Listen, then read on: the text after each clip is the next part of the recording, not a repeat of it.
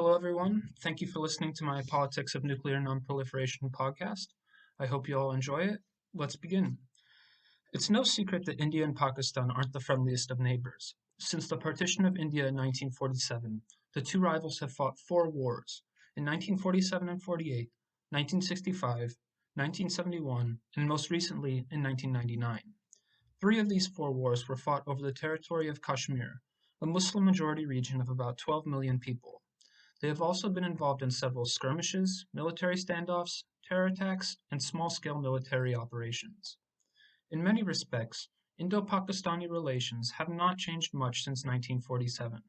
This is especially the case in Kashmir, where the Kashmiris still haven't been given the right to self-determination, there is still a heavy presence of Indian and Pakistani troops, and the region is still divided by the line of control. However, in one key respect, the Indo-Pakistani dispute over Kashmir has been transformed. It has gone nuclear. In this podcast, I will briefly describe the history of Indo-Pakistani relations and the two countries' nuclear programs, and I will investigate what the effect of nuclear weapons has been on Indo-Pakistani relations and their great dispute over Kashmir. In the second half of the show, I will be joined by Dr. Dinshaw Mistry, Professor of Asian Studies and International Relations at the University of Cincinnati. Together, we will discuss whether both sides' possession of nuclear weapons has stabilized the relationship through mutual deterrence, as nuclear optimists would claim, or if nuclear weapons have made the region even more dangerous, as pessimists would predict. Let's begin by providing a historical overview of Indo-Pakistani relations in the pre-nuclear period. India and Pakistan's contentious relationship dates back to the violent and tumultuous partition of India, which divided the subcontinent into Muslim-majority Pakistan and Hindu-majority India, following 200 years of British rule. Millions of Muslims were forced to travel to what became East and West Pakistan, and millions of Hindus and Sikhs made their way to modern-day India. Hundreds of thousands died in sectarian violence along the way, and the atrocities of this period became seared into the collective memory of the subcontinent's people, and set the stage for ensuing decades of hostile relations.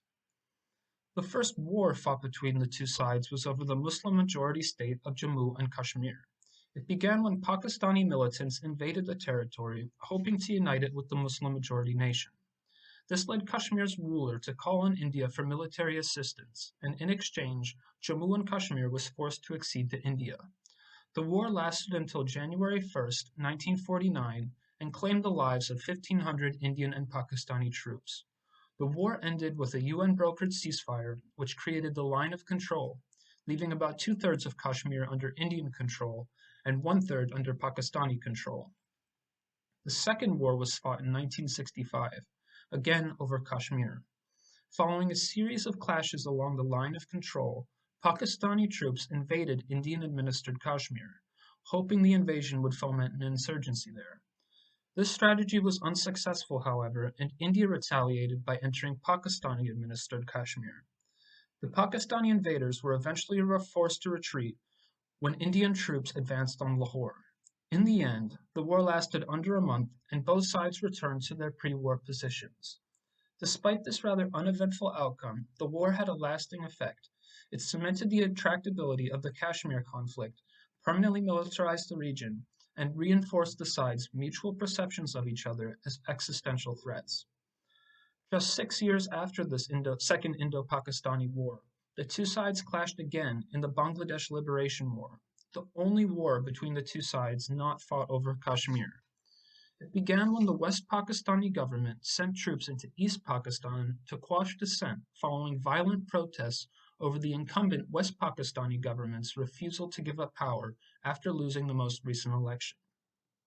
The West Pakistani crackdown was so brutal that an estimated 10 million Bengalis fled to neighboring India to escape the violence that year. This massive influx of refugees put a tremendous strain on India's resources, which combined with a series of Pakistani airstrikes against Indian military bases, caused India to recognize Bangladeshi independence and invade the country. Indian forces took Dhaka just 11 days after the initial invasion. Unlike the first two wars that ended in stalemates, this was a crushing defeat for Pakistan, which forced it to recognize that it could no longer match India's military conventionally, cementing its status as the weaker state. It was also the last war fought between the two sides without the shadow of nuclear weapons. Now, let's discuss how and why the two nuclear programs started. India conducted its first nuclear test in 1974. However, its program began well before that, probably in 1966. Somewhat surprisingly, India's rivalry with Pakistan was likely not a factor in its decision to pursue nuclear weapons. This is because it already had a conventionally superior military. Instead, according to Sumit Ganguly, professor of political science at Indiana University, three factors drove India's pursuit of nuclear weapons. First, India had tried and failed to get a nuclear guarantee from one of the great powers. Second, in 1964, India suffered a crushing defeat at the hands of its other arch-rival, China, in which it lost a large portion of its territory in Kashmir. And third, China tested its own nuclear weapon in 1964. In other words, Ganguly believes India's decision to pursue nuclear weapons was driven solely by reasons stemming from its rivalry with China. However, there are alternative explanations. For example, Scott Sagan believes Indira Gandhi's government merely used China as an excuse to pursue nuclear weapons in a bid to increase her own government's popularity. That is to say that Sagan believes India's nuclear program was solely motivated by domestic politics. But of course, both of these explanations can be true at the same time. The Indian government may have had genuine security concerns, and it may have also viewed nuclear weapons as a way to improve its domestic standing. Now, let's talk about Pakistan. It did not test its first nuclear weapon until 1998, but Ganguly believes Pakistan's nuclear program began much earlier, in 1972, following its catastrophic defeat in the Bangladesh Liberation War. This would mean that Pakistan began its nuclear program before India tested its first nuclear weapon. However, one can imagine that India's nuclear test raised the stakes for Pakistan's nuclear program and encouraged it to keep going. As for the test itself, Pakistan conducted nuclear tests on May 28, 1998, as a direct response to Indian nuclear tests on May 11th and 13th, just a couple weeks earlier. The exact number of tests conducted by both countries in those days remains a mystery. India conducted its 1998 test because a new nationalist BJP-led government had just come to power, and unlike its predecessors, was not afraid of the international backlash that would be produced by testing nuclear weapons. Furthermore, the new BJP government felt India's nuclear program was threatened by the recent indefinite NPT extension and the Comprehensive Test Ban Treaty. Pakistan's nuclear tests were an inevitable response to India's. Furthermore, it was insufficiently deterred by the sanctions and opprobrium India received for its tests. Unlike India's program, Pakistan's pursuit of nuclear weapons was clearly driven by its rivalry with India. The Bangladesh Liberation War showed to Pakistan that it needed to develop nuclear weapons so that it could stand up to India militarily. As I will discuss in the rest of the podcast, including in the interview with Dr. Mistry, Pakistan's nuclear weapons emboldened it to pursue a strategy of low-intensity conflict, knowing that India would not be able to retaliate fully for fear of a nuclear strike. So, what has changed since India and Pakistan acquired nuclear weapons? Can we say that the region has become safer, or has it become even more volatile? Nuclear optimists like Kenneth Waltz claim that nuclear weapons make war less likely because it makes fighting them too costly. In other words, states are deterred from engaging in armed conflict with nuclear states because the potential threat of a retaliatory nuclear attack is too great a risk for them to bear. This idea is known as rational deterrence theory, and according to this line of thinking, the world would be a safer place if every state possessed nuclear weapons, because all large-scale armed conflict would be deterred. Larger states would be unable to attack smaller states, and arch rivals would be forced to show restraint because falling victim to even one nuclear strike would have such a catastrophically high cost. Optimists believe that in order for rational deterrence theory to work, three conditions must be met. First, there must not be a preventive war during the period of building up nuclear weapons. Second, both states must develop a second strike capacity. meaning that they have the ability to launch a retaliatory attack after being struck themselves. And third, nuclear arsenals must not be prone to accidental use. Importantly, optimists believe states are likely to fulfill these requirements because it is rational for them to do so. Nuclear pessimists like Scott Sagan reject the assertions of the optimists, questioning whether states can be counted on to consistently behave rationally. They note that states are limited in their capacity to calculate uncertainty and that they are often myopic, meaning that they are narrowly focused and unable to analyze the broader situation. Another issue they see is that states' militaries can often fall victim to goal displacement, meaning that they become fixated on particular goals while losing sight of the bigger picture. This bias may lead to, among other things, the first use of nuclear weapons, especially since in many countries, nuclear weapons are not under civilian control. Also, states often have several goals, some of which may be conflicting. For example, in some states, the interests of military leaders may not align with the interests of the people they are charged with protecting, and in many countries, the interests of the military would prevail. Sagan also notes that the behaviors of new proliferators tend to be heavily influenced by their militaries, exacerbating the aforementioned problems. If one is to accept the insights of nuclear pessimists, it becomes a rather dubious proposition that states will actually achieve the three criteria for stable rational deterrence. And according to Sagan, states will be even less likely to achieve these requirements if they lack robust systems of civilian control. As for the first requirement, that states do not engage in preventive war in the build-up period, Sagan points out that because militaries often suffer from goal displacement, they often have biases toward preventive war. As for the second requirement, that states possess a reliable second strike capacity, Sagan points out that states may not want to invest their limited funds in building a second strike capacity when they could spend the money elsewhere. Finally, as for the third requirement, that there is not a risk of accidental use, Sagan points out that the operators of nuclear weapons are disincentivized from reporting safety failings, making accidental use more likely. Given their doubts about the likelihood of achieving stable deterrence, pessimists are adamant that the possession of nuclear weapons makes states, their adversaries, and the world at large less safe. So, in the case of India and Pakistan, who has been right, the optimists or the pessimists? Have nuclear weapons made the subcontinent more or less safe? To figure it out, let's investigate what has happened since the 1998 nuclear tests. Just 1 year after India's and Pakistan's back-to-back nuclear tests in 1998, and just 3 months after the Lahore Peace Accords, the two countries entered into their fourth and most recent war. In late 1998, Pakistani troops, disguised as local militants, crossed a line of control and ventured up to 12 kilometers inside Indian-administered Kashmir. India discovered these troops in May 1999 and launched Operation Vijay to oust them. The offensive included both land troops and air forces. India managed to regain several of its previously held positions, but it also endured heavy casualties. Notably, India never crossed the line of control during its offensive, and in July, Pakistani Prime Minister Nawaz Sharif, his side also taking casualties, asked the Clinton administration to help bring an end to hostilities. Clinton complied and ordered an antebellum restoration of territory. This was obviously a bad deal for Pakistan, but it agreed to it anyway, as it offered an unembarrassing path out of Kargil. So, the pessimistic case here is pretty straightforward. Deterrence failed because India and Pakistan went to war after their nuclear acquisitions.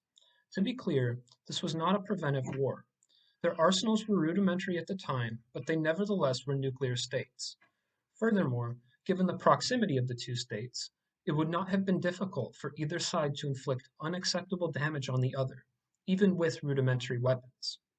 The failure of nuclear deterrence in this case is even more pronounced, considering the Kargil War began 27 years after the last war between the two sides, interrupting the longest period without a war in the history of relations between the two countries. Paul Kapoor, professor of international relations at the U.S. Naval Academy, does not think this is a coincidence. He believes the acquisition of nuclear weapons emboldened Pakistan to take more aggressive action in Kashmir. He notes that Pakistan's crushing defeat in the Bangladesh Liberation War was a reality check for Pakistan. It showed that its military could no longer match India's conventionally.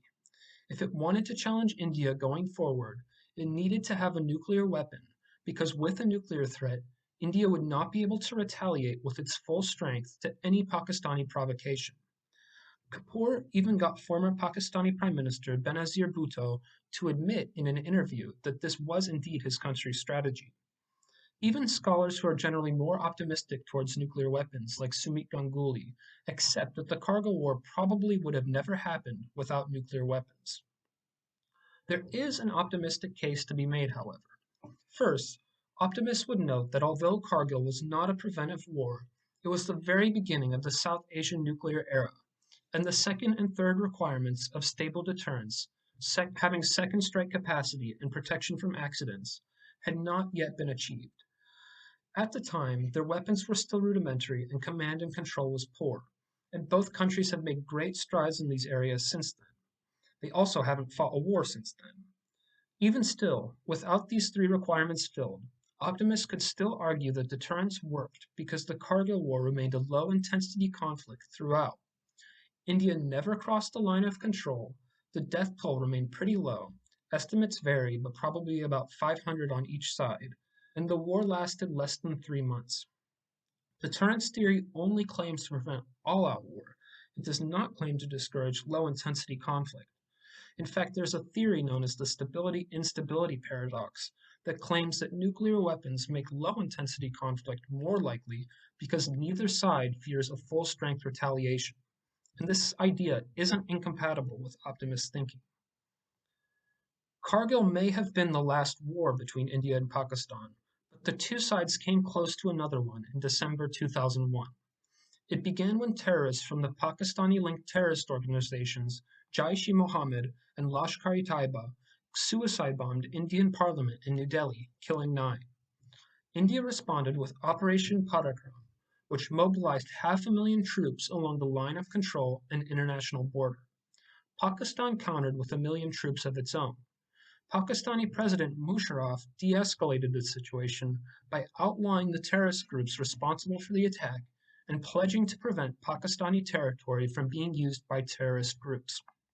However, both sides' troops remained, and in May 2002, another terrorist attack targeted an Indian military base in Jammu. This again prompted U.S. intervention. The Bush administration forced President Musharraf to commit to ending infiltration in Kashmir permanently. Satisfied with this commitment, backed by the U.S., India began withdrawing its troops in October.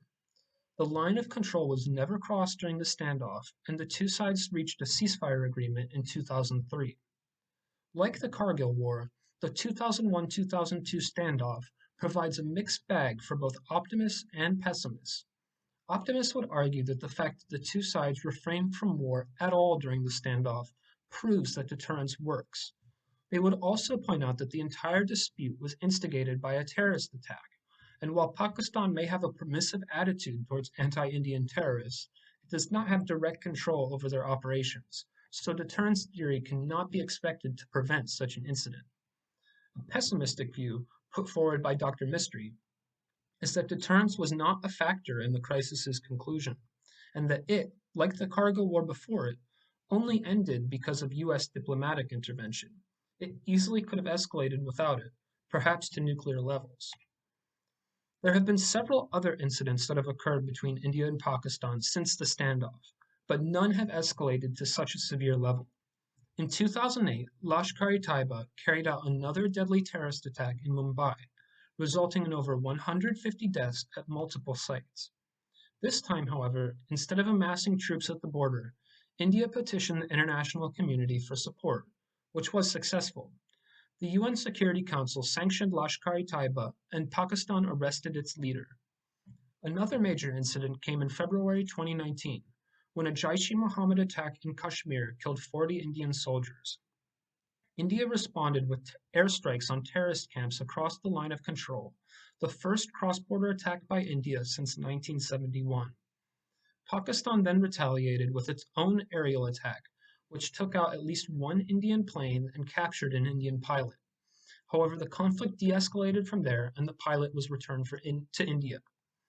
As for these incidents, they provide more mixed evidence for both optimism and pessimism.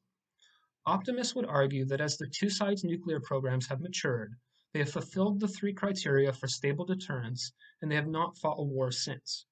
Pessimists, on the other hand, would point out that if Pakistan didn't possess nuclear weapons, it would probably feel more compelled to crack down on terrorists and would prevent such incidents from occurring in the first place. They would also note that in such a situation of low-intensity conflict, the risk of nuclear escalation is ever present and would have disastrous consequences. Next, I will be joined by Professor Mistry, who will help us make sense of what effect nuclear weapons had on the Kargil War, the military standoff, and on Indo-Pakistani relations generally. And he will try to make a determination as to whether or not nuclear weapons have made the subcontinent more or less safe. Okay, now I have with me Dr. Dinshaw Mistry. Dr. Mistry is a professor of international relations and Asian studies at the University of Cincinnati, and he is an expert on nuclear proliferation in South Asia. Thank you for meeting with me today, Professor Mistry. Thank you. All right, so let's begin.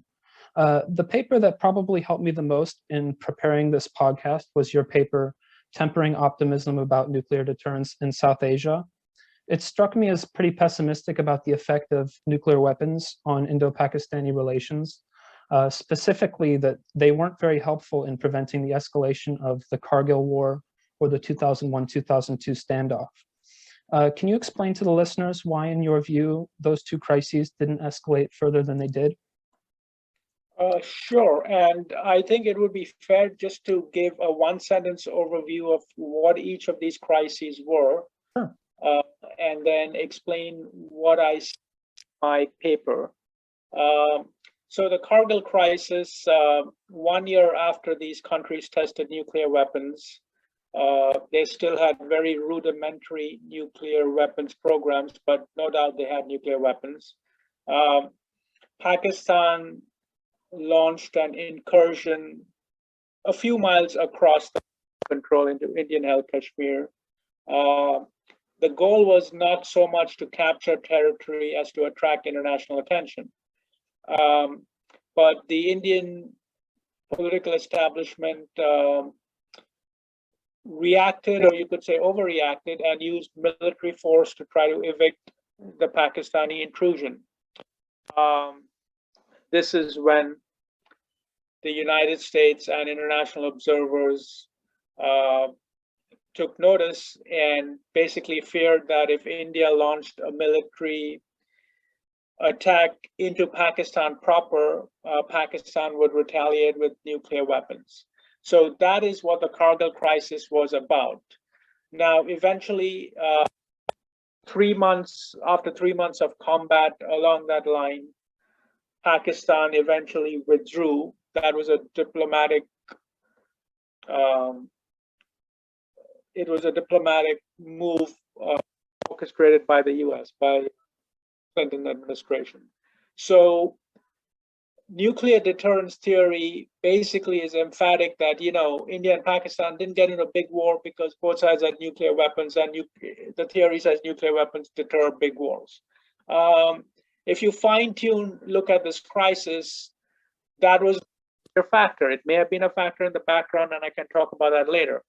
But the crisis ending factor was American diplomacy, and possibly, as the Indian military was actually gaining ground, they felt the crisis was ending without the need to escalate deeply into Pakistan. So in a nutshell, that is why I'm pessimistic about any view saying deterrence really was the major factor ending this crisis. Now, the second crisis, 2001-2, somewhat different dynamic, but the fear of escalation was real. This was, again, a Pakistani provocation, was the terrorist attack on the Indian parliament, late 2001. And government mobilized full force of its military really an exercise in coercive diplomacy, saying they would launch an all-out military attack into Pakistan if Pakistan didn't back down on terrorism. Now, this is a vague demand. How could Pakistan back down on terrorism? And again, deterrence theory says, okay, this did not happen more because both sides were deterred by nuclear weapons. Again, if you look fine-tuned at what happened step by step in this crisis, heavy American diplomacy, convincing Pakistan to at least take steps against terrorism, and then convincing India that, okay, these Pakistani steps are genuine, therefore, Indian government, you don't need to launch a military to pressure Pakistan to take those steps against terrorism. In a nutshell, this is my explanation for why multiple other factors going on behind the scenes and nuclear deterrence was not the central factor easing those crises. So Okay, that's my answer. Yeah. Thank you. And something you make clear is that I think you say that India really would have resorted to whatever means necessary in the Kargil incursion to evict the intruders, right? It ended up not crossing the line of control, but it would have if it had to, or it would have pursued airstrikes or anything along those lines.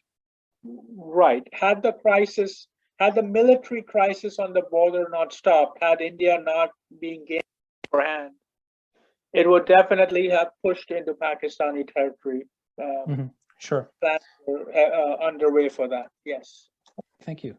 So do you think either conflict could have gone nuclear without US diplomatic intervention? Either conflict could have escalated one step further, even two steps further, without American intervention. Whether those steps were nuclear, that is impossible to say for sure. But whether it's one step, two steps, three steps, somewhere down the road, there would be a Pakistani nuclear weapon use. So that's the short answer to that question. Sure. And what do you think of Paul Kapoor's argument that Pakistan's acquisition of nuclear weapons emboldened it to pursue its Kargil incursion, and that the war never would have happened had it not acquired nuclear weapons in the first place? I think that's a accurate assessment of the situation.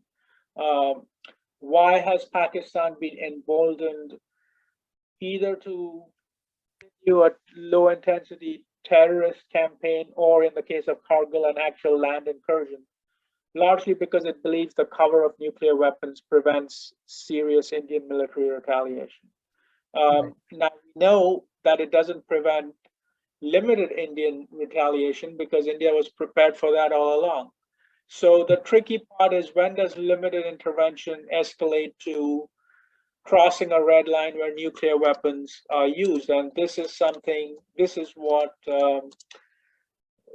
is so risky in this situation. This is too ambiguous, the line between limited military incursion and the actual use of nuclear weapons.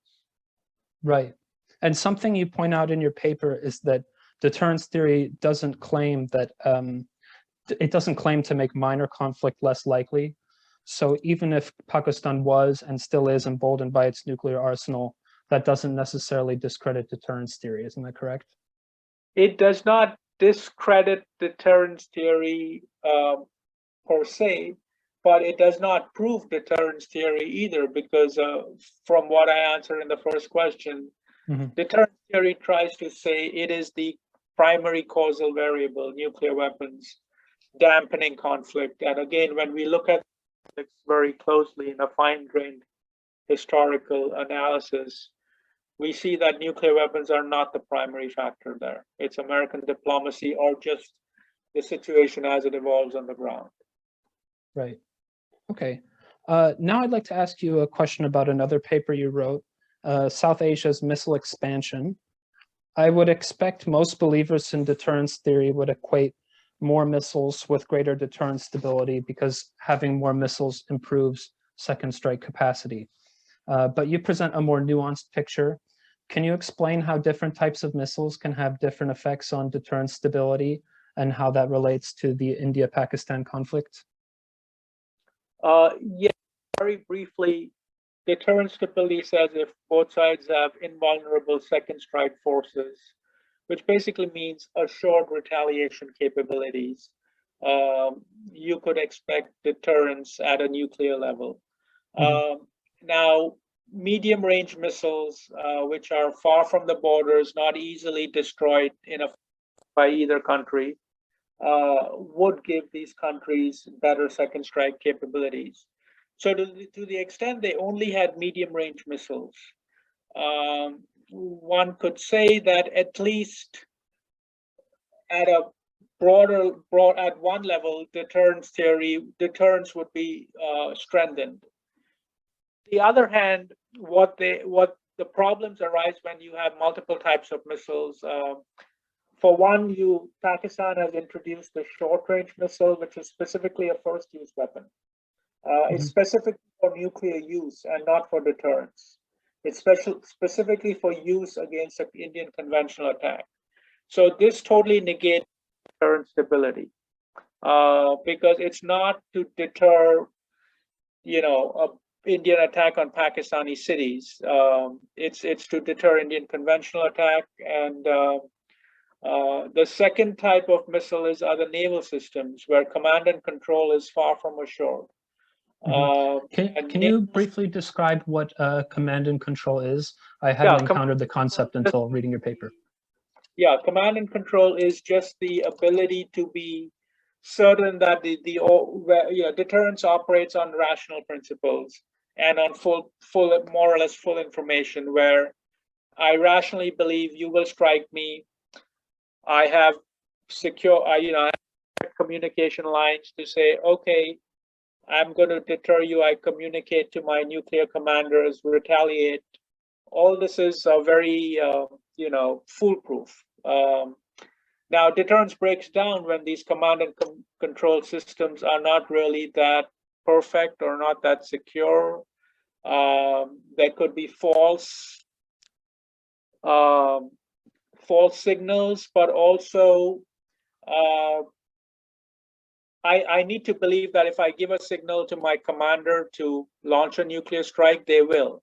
Okay, yeah. And the other side needs to believe that too for deterrence to be credible. Now, in naval systems, that's not really assured. So naval systems do have poor command and control, and that weakens deterrence. Got it. And how would you characterize Indian and Pakistani command and control specifically? I would say after a period of nuclear learning, not in the initial years, but after 5 to 10 years, they did put in to strengthen their command and control mechanisms. In India, it's civilian control of the military, and the civilians are the only, authority authorized to then communicate to the military to use nuclear weapons. In Pakistan, it is nominally civilian control, but it's a more delegated model. And as one of the tactical nuclear weapon is actually delegated to the military commanders. So it's true that normally there is civilian control, but in a conflict, that is delegated to military commanders to use the nuclear weapon in a battlefield situation. But in any case, then command and control would have been poor during the Kargil War and the 2001-2002 standoff? Absolutely, yes. How does that affect deterrence? Again, it just greatly weakens deterrence, poor command and control, just because neither side is assured that if they are struck, they can retaliate. This actually increases pressures for early use. If I know I'm going to lose my nuclear weapons, might as well use them first before I lose them. Again, if a battlefield situation is worsening. Yeah, so that poses a great danger to the region, correct? Yes, absolutely. Okay, so I'd like to change gears a little bit and talk about more recent events and potential conflict going forward. Yes. First, do you think nuclear weapons played a role in preventing the escalation of recent incidents like the 2008 terrorist attacks in Mumbai or the 2019 attack in Kashmir that was met with cross-border airstrikes? Or do you think the de-escalation of these crises can be explained by other factors? So both these later crises, 2008 and 2019, were actually much less severe in terms of volume of military forces put on the border. 99 and 2001, you could say there's a high volume of military forces on both sides, straight on the border. So the intensity or the potential intensity of military action was great. 28 and 19, much less. Okay, while there were military movements in the background, there was not a large scale military. It was a one-off airstrike in 2016. Mm-hmm. So the question of nuclear use was actually much less than it was in the early crisis, just because these sides further down the conventional ladder to begin with. Sure. But this doesn't mean that had conventional escalation started and they moved up the conventional escalation ladder, then of course all bets are off and you come to that threshold between conventional and nuclear. Okay, thank you. So since that 2019 attack, Prime Minister Modi has stripped Kashmir of its autonomous status. Do you think this move has increased the likelihood of armed conflict in the region and the possible use of nuclear weapons? And do you see any other recent events or developments that could increase the risk of nuclear use? Okay, so this Kashmir move was definitely politically controversial. Mm-hmm. It's India-Pakistan political tensions, no doubt. To the extent that countries are in a politically, now here you got to make a multi-step argument that increases political tensions, whether it's Kashmir or something else, or in fact another terrorist attack. Increases the likelihood of armed conflict, okay? It also increases the likelihood that a trigger event will not be de-escalated quickly if political tensions are high. So right. Kashmir is basically a political move that increases political tensions, and that is always not a good sign if and when a crisis occurs to de-escalate quickly. Okay, got it, thank you. So if another armed conflict were to be triggered by whatever means, a terrorist attack or whatever, do you think that the US would be able to play the same diplomatic mediator role that was so important in the Kargil and 2001-2002 crisis? I think the US would play the same role it did in 2019, which is, even though it was not a severe crisis, the US quickly mobilized its crisis resolution mechanism of phone calls to all parties and urging them to stay away from military action. Now, it's true that there was an Indian airstrike, but really urging them to stay away from any more military action. So that is going to be there in any case, in any crisis. The US will take that first step of sending diplomats, making phone calls, providing intelligence, to make parties back away from any sort of military action as much as it can. Well, do you think that perhaps Pakistan could be less beholden to US diplomatic intervention now that it's not quite as an important partner in the US war on terror? Possibly, but at the same time, Pakistan is actually looking for a face-saving mediator to back down in a crisis, and the US is the mediator there. So even though Pakistan may provoke the crisis, it's also looking for ways to back out of the crisis. Okay, thank you. All right, finally, just last question to sum up. Can you tell us whether or not you think nuclear weapons have made South Asia more or less safe? And can you just very briefly summarize why you think that's the case? Well, they've made South Asia less safe, largely because of the incidents we've talked about. Sure. They've emboldened one side, the weaker side actually, to keep provoking the stronger side. Okay, this dynamic probably won't exist if nuclear weapons weren't there. Once the weaker side keeps provoking the stronger side, it's a toss, it's a coin toss as to when the stronger side will retaliate and how quickly, how forcefully. And it's in that action-reaction cycle that we know the line from limited one-off military strike to larger conventional operation to crossing a nuclear red line occurs. So that is the negative role of nuclear weapons. Now you could say, okay, so nuclear weapons have this role, but on the flip side, they may have this positive role of, even if limited strikes occur, diminishing the propensity for large-scale all-out war. That is a chicken and egg problem. You're starting a conflict because you have nuclear. Then you're saying nuclear weapons will dampen the conflict after it started. So that's an argument that's made, but it's not a very convincing argument. All right. Thank you for meeting with me today, Dr. Mistry. I really appreciate it. Pleasure. Yeah. Thank you very much.